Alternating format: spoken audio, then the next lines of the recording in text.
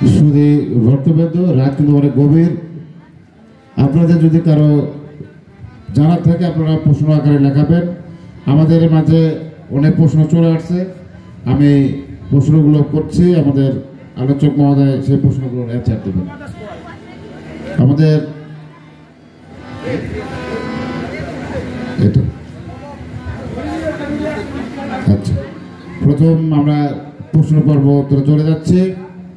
প্রথম প্রশ্ন উনি করছেন, ভগবান পরশুরাম 21 বার ক্ষত্রকে নিক্ষত্র করেছিল, প্রকৃত অর্থে আমরা কোন ক্ষত্র কোন রজে বীজের সৃষ্টি? এটি প্রথম প্রশ্ন।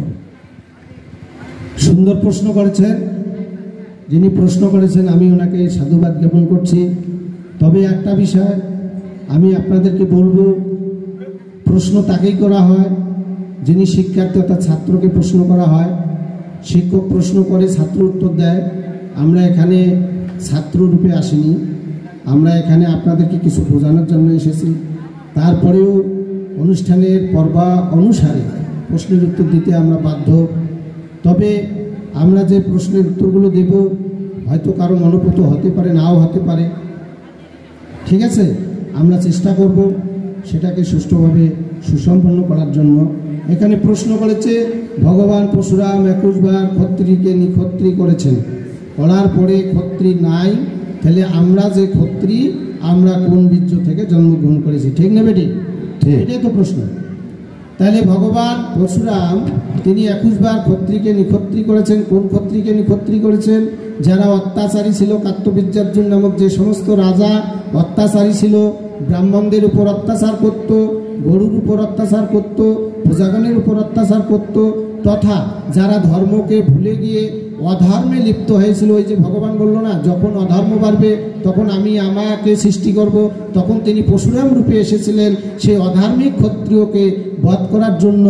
যারা ধর্মপথে ছিল তারা কদাচ বধ হয়নি। এখন আমাদের মধ্যে কয়েকটা ক্লাসিফিকেশন রয়েছে, যেমন সূর্যবংশী ক্ষত্রিয়, চন্দ্রবংশী ক্ষত্রিয়, আছে না নাই? তাহলে এখানে আমাদের ম্যাক্সিমাম আমরা সূর্যবংশীয় ক্ষত্রিয়, কারণ আমরা কাশ্যপ গোত্রস্য দিয়ে সকলেই কার্য করে থাকি। হ্যাঁ, তাহলে কাশ্যপ যেটা, এটা সূর্যবংশীয় ক্ষত্রিয়। সূর্যবংশী ক্ষত্রিয় রামচন্দ্র ছিলেন, তেনাকে তো কেউ বধ করেনি। ভরত ছিলেন, তেনাকেও কেউ বধ করেনি। সুতরাং ওই সময় যারা অত্যাচারী ক্ষত্রিয় ছিল তাদেরকে তিনি 21 বার বধ করেছেন। এখানে নিক্ষত্রের কথা বলা রয়েছে। নিক্ষত্র মানে একটা শব্দ মাত্র, অর্থাৎ ক্ষত্রি নাই এটা না। নিক্ষত্র অর্থাৎ তিনি প্রতিজ্ঞা করেছেন যে আমি ক্ষত্রিকে নিক্ষত্র করব, কিন্তু নিক্ষত্র করতে পারেন নাই। কিন্তু নামটা তো আর মোছানো যাবে না, যাবে? এটা মনে করেন খলিসা পোষা, এটাকে যদি আলাদা একটা নাম দেই কেউ বলবে? বলবে না। তাহলে এটা একটা প্রতিজ্ঞা ছিল যে আমি ক্ষত্রিকে নিক্ষত্র করবো, এটা প্রতিজ্ঞা মাত্র, কিন্তু বাস্তবে ক্ষত্রি নিক্ষত্রি হয় নাই।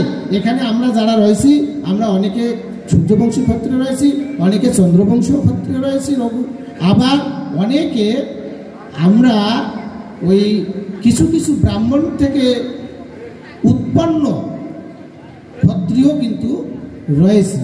এটা আমাদেরকে স্ব গোত্র স্ব বংশ পরিচয় করে দিবে। আপনার বংশ আপনার গোত্রে পরিচয় করে দিবে আপনি চন্দ্রবংশীয় না আপনি সূর্যবংশীয়। ধন্যবাদ। নেক্সট। ধন্যবাদ। প্রশ্নের উত্তর একটু শর্ট করবেন, কারণ হাতে সময় কম। খগেন্দ্র দা বলেন।